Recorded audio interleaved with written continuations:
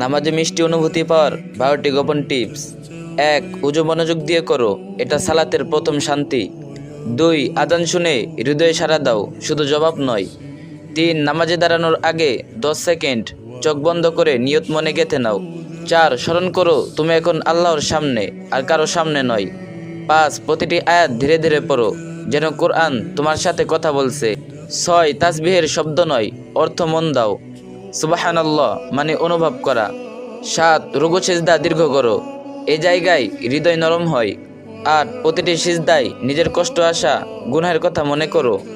9. সালাতের পরপর তাসবিহ পাঠ করাকে বরকতের কড়ি বলা হয়।